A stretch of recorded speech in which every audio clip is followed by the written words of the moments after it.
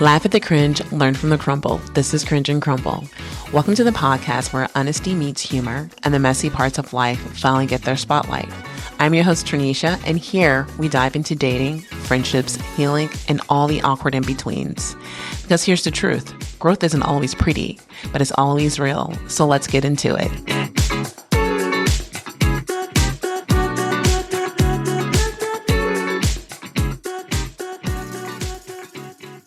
There's something about summer that brings out the best versions of us. The sun is brighter, the days are longer, and life just feels a little bit lighter. Now, yes, the heat can be very unbearable, especially around 3 o'clock p.m. when the sun is doing entirely way too much. But somehow there's always a cure that never fails, which is lounging by the pool with a Hugo Spritz, and honestly, any type of bubbly for that matter. And if you make it a rooftop pool with a DJ, well, it's an absolute wrap for myself. Because something shifts every year around this time, especially after a breakup. Everybody's glowing, booking flights, posting thirst traps, and declaring it's their hot girl summer. Now, welcome to Hot Takes and Tan Lines, a Cringe and Crumble summer mini-series. Today, I want to talk about hot girl summer, why heartbreak seems to turn everybody into a baddie, and whether we're actually healing or just highly moisturized and outside. My hot take is, I think it's both, because there's something almost strategic about ending a relationship right before summer, or even during spring, because the season feels full of possibility. People become more social, more spontaneous, and even more open to reinvention. Friends start planning those trips, rooftop lounges are packed again, and suddenly everybody's saying yes to things they probably would have avoided 3 months ago. And there's an energy in the air that makes you feel like your life could change overnight. Maybe you meet the love of your life, or maybe it's just a summertime fling that gives you a good story and a little character development. But psychologically, hot girl summer became so popular because breakups created an identity vacuum. A lot of people don't just lose a partner over a breakup. They lose routines and a best friend, parts of their self-image, and even the version of themselves tied to that relationship. So hot girl summer becomes symbolic. It's not just about being outside. It's really saying, I'm back, I can reinvent myself, I'm choosing joy over sadness, and I'm not about to spend my entire summer crying over somebody's dusty-ass son. That's why pairing heartbreak with summer creates this almost euphoric emotional reset. Winter sadness suddenly turns into, the summer is about me. And what makes hot girl summer powerful is that it's not really about men anymore.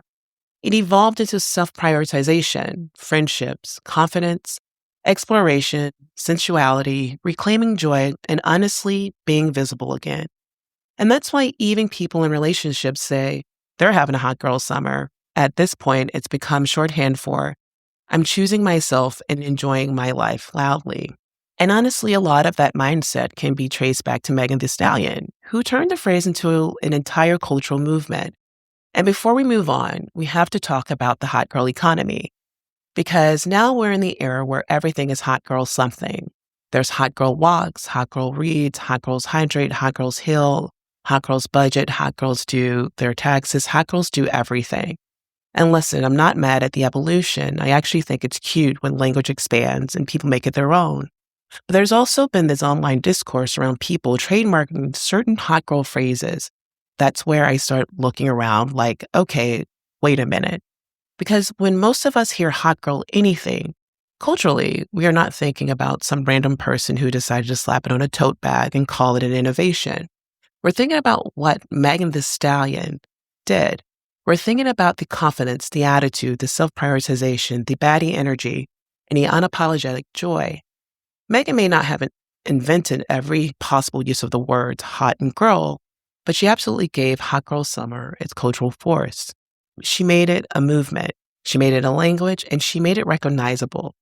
So when people start trying to own a piece of that language, like they discovered fire, I'm sorry, but that's audacity out loud, extremely out loud. And it's giving very much Christina Columbus. You did not discover this continent. You arrived after the culture was already thriving, planted a flag, and started acting like you built the land. And that's where the conversation gets interesting. Because hot girl summer was never just a phrase. It was a feeling. It was a reset. It was women saying, I'm choosing myself. I'm outside. I'm confident. I'm not shrinking. And I'm not waiting for heartbreak to define me. So when that kind of language gets overly commercialized, it starts to feel like the culture is being packaged and resold back to the people who made it popular in the first place. But after all this discourse, the branding, the trademarks, the tote bags, the walks, the reads, the hot girls do everything of it all, I think the real question is, what does a healthy hot girl summer actually look like? Because a healthy hot girl summer is not just being outside every weekend, drinking through your feelings, posting thirst traps for somebody who lost access to you, or even pretending you're healed because your skin is glowing. The healthy version is joy without boundaries, or actually with boundaries, depending on how skewed you get. Confidence without chaos, being visible without performing, and having fun without abandoning yourself. It's saying yes to the trip, but no to overspending. Yes to dating, but no to entertaining confusion. Yes to the bikini, to the rooftop, to the group chat, and that Hugo Spritz. But also yes to that rest, hydration, sunscreen, therapy, and not texting that dusty sun at like 1:30 a.m. So hot girl is powerful when it's rooted in self-prioritization and not self-avoidance.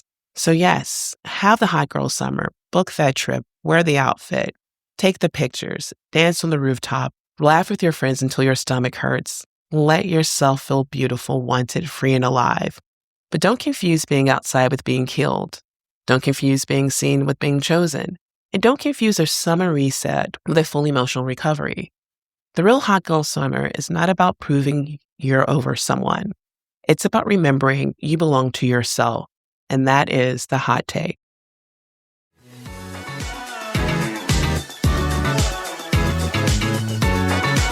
Laugh at the cringe, learn from the crumble. This is Cringe and Crumble. Until next time.